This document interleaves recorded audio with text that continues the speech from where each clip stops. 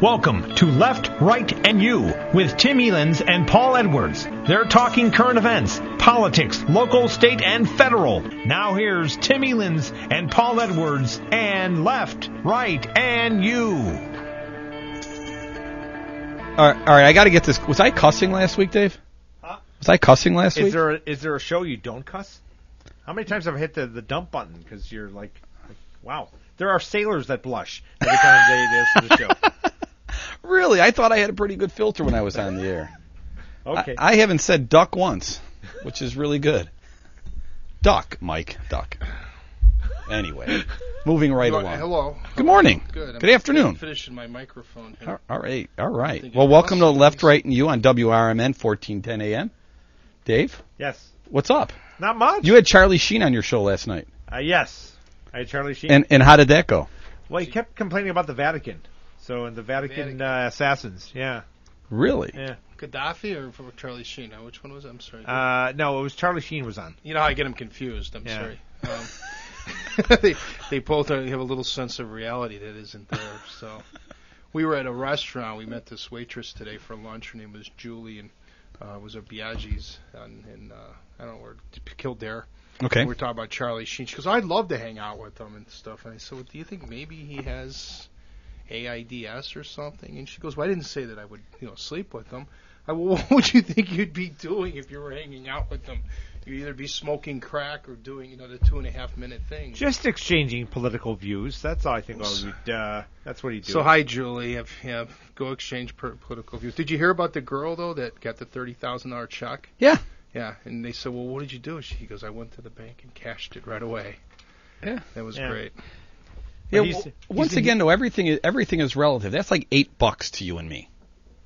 Yeah, but you know what? Wait, no, seriously, for just a second, how much could it be? If you say he's getting $2 million a show, he's not getting that much. He's only, what do they have, 20 shows a year, right? Yeah, about 22. He's got a private jet. He's writing $30,000 checks. He's paying $100,000 in child support. How long could that money last? I mean, really, how long could it last? He's probably not going to get a job now for a while. Well, I don't know. HBO has approached him. No, that was HBO came out and said that was a complete fallacy. Okay. That Charlie Sheen was a liar. Charlie Sheen is a liar? Which I thought he was really credible. What was it? Howard Stern, because he had a radio show, or actually a cable. He had a cable network. Who are we talking about? Charlie? Charlie Sheen. Yeah, he had a webcast show. Webcast. Yeah. And Howard Stern said that he would give like Charlie an hour of his radio because he's on Sirius Radio. If he wants a regular radio gig, he's got it. Well, and he was on Howard Stern the other day, and I listened in. It was pretty funny. Yeah, but it would wear off quickly. His whole thing would just wear off after a week. It'd be like talking to Keith Richards, in the day. It'd be like, what did he say? No, I mean, how long could his show last? Right. Tiger Blood. Okay. Yeah. The Tiger Blood thing can only go on for a very short amount of time. I think. I don't know. By the way, Tiger Blood, the official sponsor for Left, Right, and You here on WRMN 1410. Well, he's got 2 million people, though, on Twitter. I guess he set the record for getting to 1 million followers, the fastest of anyone. Yeah. I think he's going to wake up in about a month and go, what happened? He's not going to realize what he did. That's what I think. You and I both in our lifetime have met people who we knew that were completely coherent, and they got to a certain point of using drugs where they didn't ever again resemble the person they were beforehand. And I don't know if he's going to wake up in a month, Tim. I really, in all sincerity, I think Charlie Sheen may have done some irreparable damage where that wiring is just permanently gone. We should get to our guest, but I was on a board one time, and we had the guy quit that was working for us on this board. And he came in, and he told the board to kiss his butt, and he was out of here. And then the next day he called me. He said, what happened yesterday? I said, you resigned, and the board accepted your resignation. He goes, no, I didn't. I go, you did. He goes, I got nowhere to go. I go, well, yeah, we accepted your resignation last night. You're out of here. Sorry. So anyway. Well, let's get on to our guest, which is a current Elgin City Councilman, Mike Warren, who is running April 5th once again. Hi, Mike. Good to have you back. Hey, thanks for having me here, guys. Thank you. And I want you to know that when you come to my office, you go in my conference room, there's a picture of you, me, Paul, and John Prigge. The girl in my office liked the picture of us, and she put it in. So you come in our conference room, honestly, it's the centerpiece in my my conference room. I don't know why, but Natalia liked it, so she put it there. Oh, that's nice. If it was John or him, but Well, it wasn't you or me. I'm sure of that. There are not many pictures of me up in my office. But go ahead. So go ahead, Mike. You're running for the council again, and this is you've only been on for 2 years at this point, right? Yeah, I went in the last election cycle. I was fortunate enough to be elected to a 2-year term, and it filled the term of our past city council person, Mike Powers. And so 2 years goes by fast, I think, as we all know. And so you had a special election. A special election? No, they didn't fill it until the regular cycle. Oh, okay. So John Prigge, Rich Dunn, and myself came on as new council folks in 2009, and here we are in 2011, and I'm kind of pushing the same agenda of fiscal responsibility, supporting our core services, and the thing that I think that I'm really passionate about is economic development. Well, let's jump right to economic development. I think that's what's on everyone's mind. It's constantly how do we create more jobs? How do we get people back to work? Which is ultimately how we're going to increase revenue to the state to do a lot of the things. If people aren't working, where are you guys going to get the revenue to provide your core services? Even without considering those extra services that a lot of people have grown accustomed to having. Yeah, we've over the last 2 years. Last time we talked, I think we had a similar comment of how are we going to do the same or more with less. And over the last 2 years, I've learned a lot.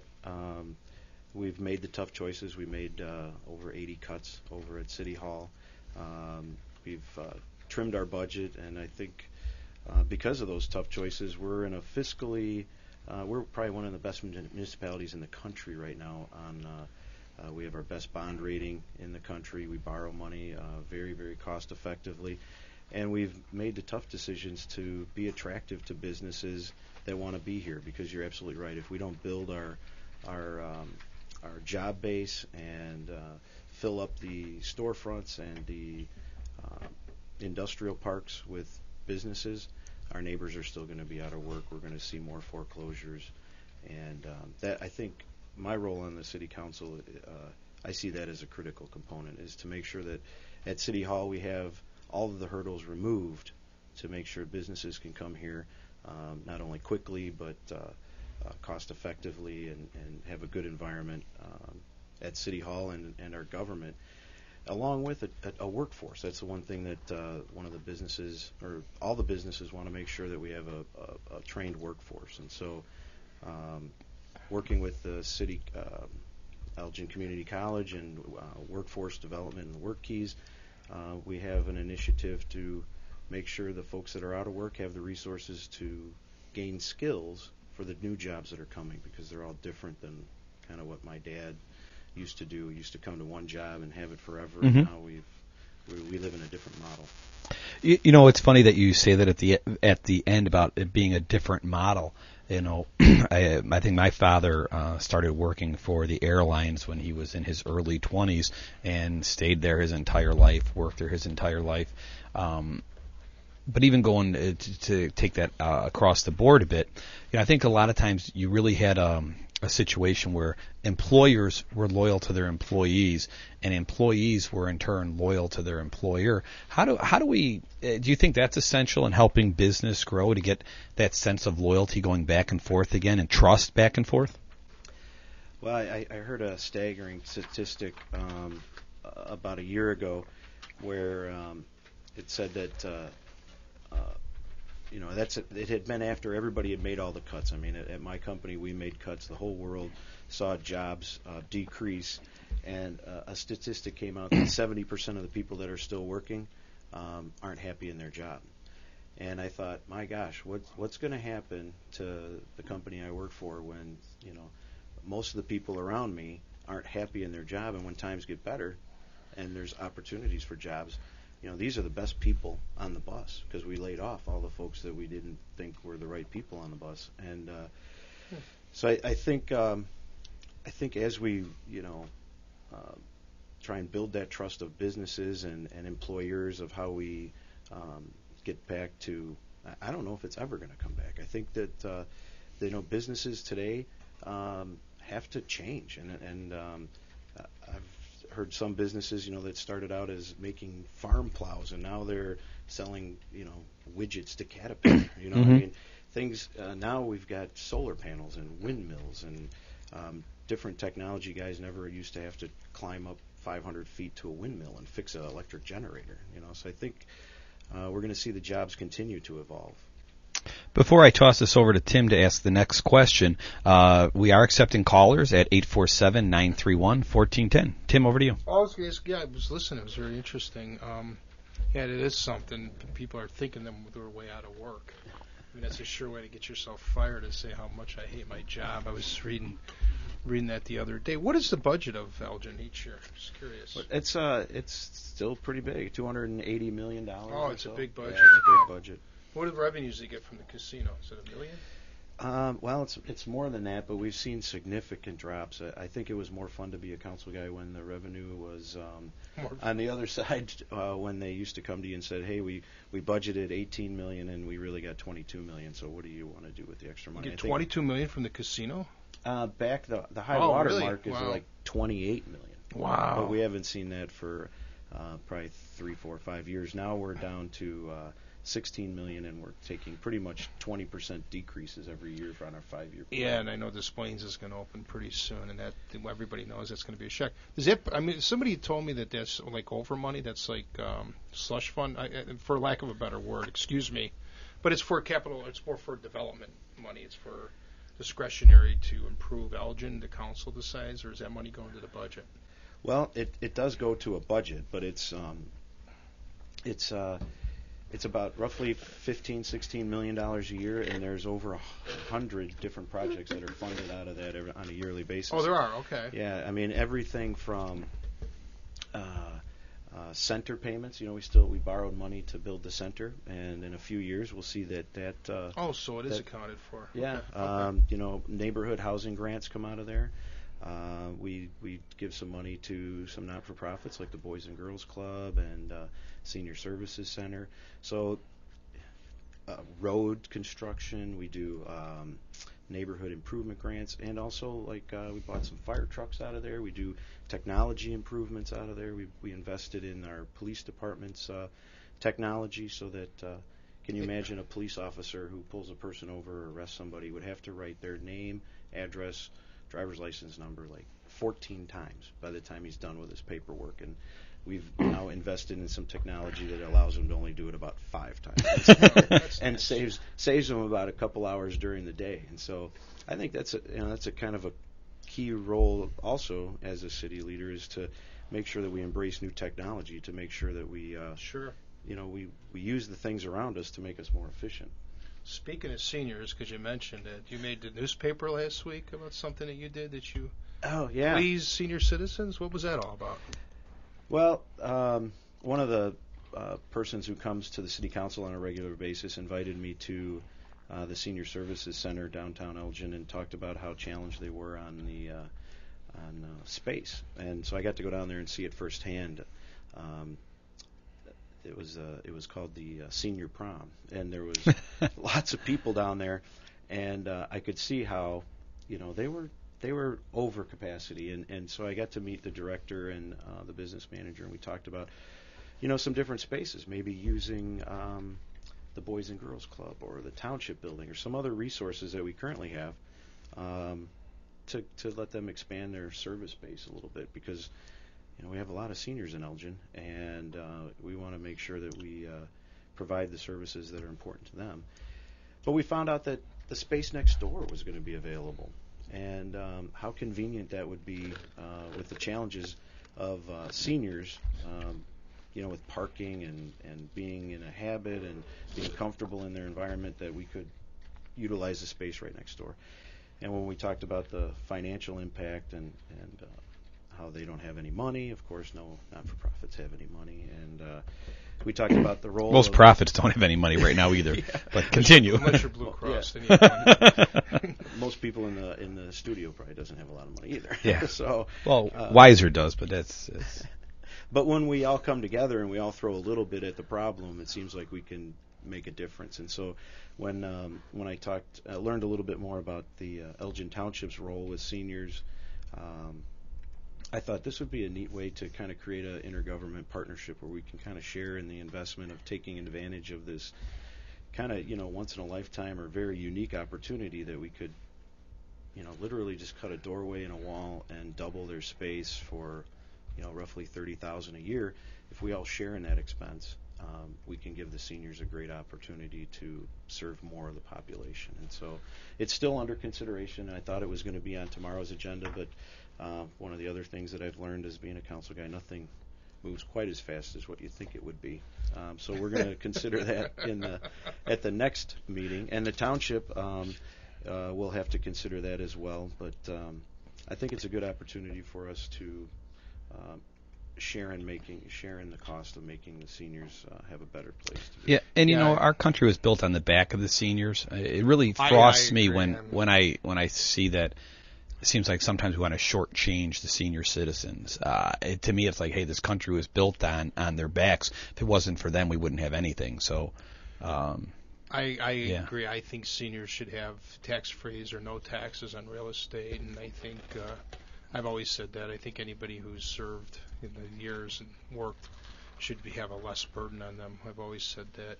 I'm going to ask you you may not want to answer this question, but I just thought of it. What do you think about John Cullerton's proposal? Did you see it today? You know what? No, I haven't. You have to explain it to me. He wants to tax retirement benefits. In Illinois right now, if you're on a retirement plan, you don't get taxed. There's no income tax on retirees. So private pensions or public pensions. I don't like John Cullerton, but I got to say that when I read the fine print today, so it's not a fair question to you, he was talking about taxing people pre-65 that had retiree, which basically is municipal employees or public employees, because you can't really retire. I think railroads can retire before 65. I'm sorry, it was an unfair question, but it was something that kind of irked me this morning until I read it. But he wants to put a tax on retiree benefits. Illinois never tax retiree. So if you're retired prior to your Social Security kicking in, you would pay taxes on it. But once you're actually 65, you wouldn't pay taxes on that money anymore? That was unclear. He threw it out there. It was an interesting point, and he was talking about grading it, maybe saying it after a certain point, maybe over $75,000 in income. I think it was a clear shot at public employees. Well, isn't Illinois one of the few states that does not do that? They're one of the few states that does not tax retiree benefits. But I think you have to be 59 and a half to collect on a pension, like a private pension. I think you got to be without penalties and 65 years of age. So if you have an IRA, I think you can be 59 and a half and retire. Well, seniors pay income tax on their Social Security benefits. So, and I only say that because my dad was complaining about it today when he stopped in my office. Actually, it was yesterday when he was complaining about it. I got my days confused. I'm having a senior moment. That's not a fair question to Councilman. Yeah. I was just curious. I don't like Cullerton. I think Cullerton plays too much of a political game. But I saw that today and I read it and I thought, oh, you know what? This really doesn't kind of make sense. I don't know if I can react to that specific proposal, but I could talk just a little bit about what we've done at City Hall to kind of live within our means a little bit, and what we did change our pay package a little bit for city employees. There used to be a benefit that if you retired early, 55 or less than Medicare age, that the city would pick up 100% of your health insurance benefits for that period of time. Wow. And I don't know of any other private organization that does that, and so we've kind of realigned that benefited for folks that are hired after January 2010 is not available. Does the city pick up for the current working active people 100% of their medical benefits? No. Okay. Actually, so that was another part of the program was I think they went from a contribution of 9% to 15%. So, I mean, it's still significantly less than what I would see at my workplace, but we're making those steps to try and make it fair for everybody and compensate everybody, but have everybody a little skin in the game to live within our means. Yeah, it's funny when I hear about this pension stuff, and I don't want to go off on too much of a tangent because we only got a couple more minutes with the councilman. But, I've been in business, my own business for quite a while, and, I've made some bad deals. where I've come back to, the people that I made the contracts with, and I said, listen, if I have to fulfill this contract, I'm going to go out of business, and you will not get anything. You'll have to take it back to market. Or we could come to what the market is, and we can keep moving forward. And, most businesses sit there and go, okay, let's realign it, let's get it done. And fortunately, I had people that I did business with. We were able to get that done. Both sides were in agreement because they really understood that if I had to fulfill that 100%, I'd be out of business. It would be gone. There was going to be nothing to get. And I sort of see a little analogy with the pensions where we do need to say to people, you know what, we're going to run out of money and you'll have nothing if we don't back it up a little bit. Now, we don't want you living in a refrigerator box. Don't get us wrong. But, we've got to find a way to get that done. And hopefully, like you said, you guys have done something. And that's very important. It's a big step. Remind me, because we only have a few minutes to tell you about my Park District pension that when I left the Park District, because we wouldn't ask Councilman a few more questions. Good. You see, you got the endorsement from the Daily Herald. That's going to be pretty good. Yeah, we had our interview a couple weeks ago, and I was pleased to receive the Daily Herald endorsement once again this election cycle. And I'm out working hard, getting out into the community like I have the last 2 years. It's on a mayoral cycle. There's a lot more events to go. So it definitely it taxes the family life, it taxes the business life, but it's important that. I get out and tell the people, I think I went with a message, and I think I've delivered some results, and I'm hopefully out to earn their vote again. But one of the things that's most important, we have so many forums, is people have to go out and vote. I mean, I'm sure you guys, I've heard you talk on the show many times about how voter apathy, and, we get what we get because we're not engaged in the process. And well, it's because of Wisconsin. We keep trying to tell Wisconsin get back to work. You voted. I'm sorry. But we have early voting coming up starting Monday. So, call the candidates, go to their websites, go to the forums, learn about them. What is your website, Mike? I have www.mikeforelgin.com. Mike for Elgin, spelled out.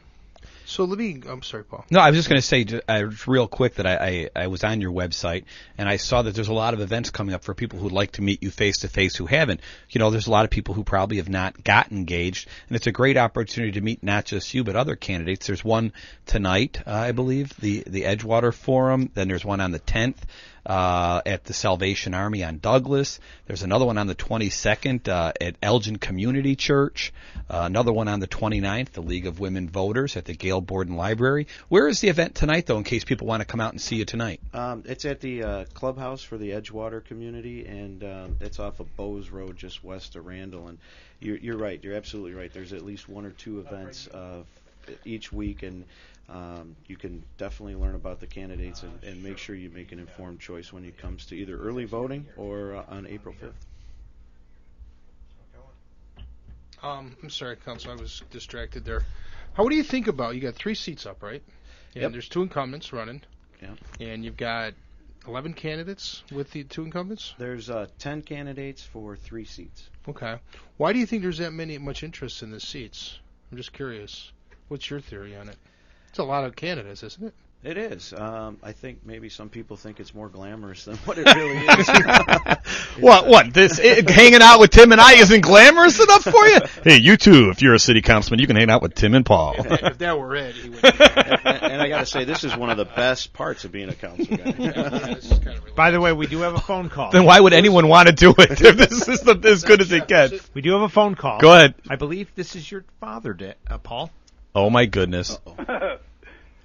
Hello. Hello, Ron. Hello. Do you have something that you can actually add to this conversation for Councilman Warren, or are you just calling up to get on the air? You guys get in this conversation with the taxes for on pensions and everything.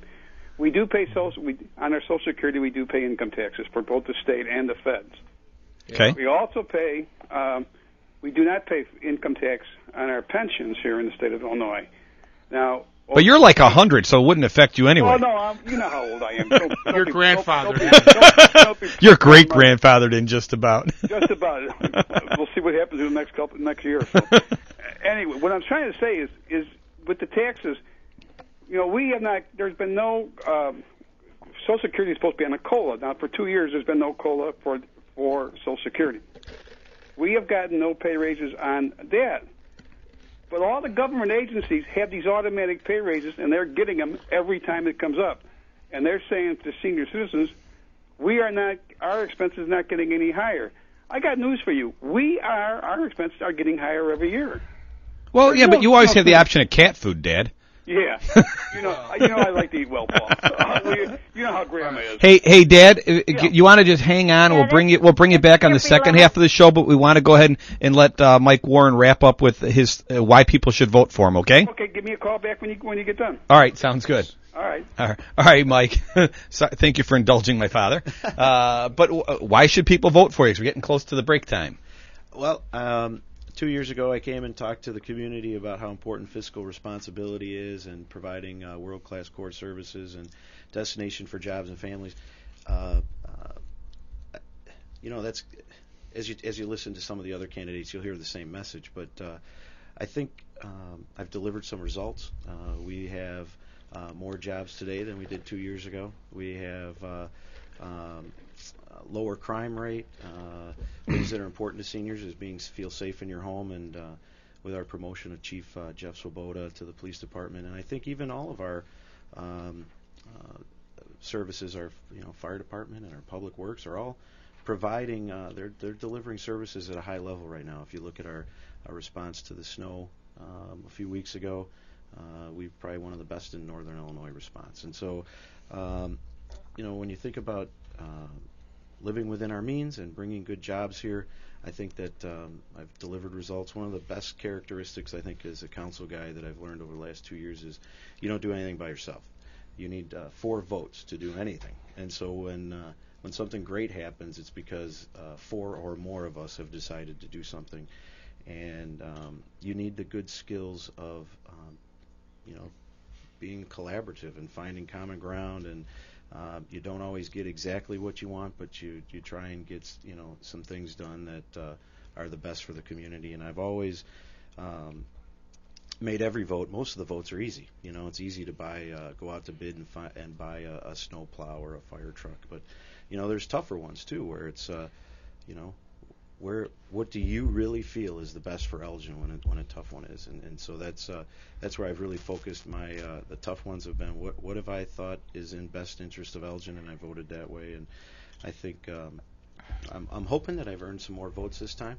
April 5th is coming up soon, and I've worked hard, and I hope to earn their vote. And when the folks go out and learn about the candidates, I think they'll find that I have delivered some results, and that I do have a good skill set for another 4 years.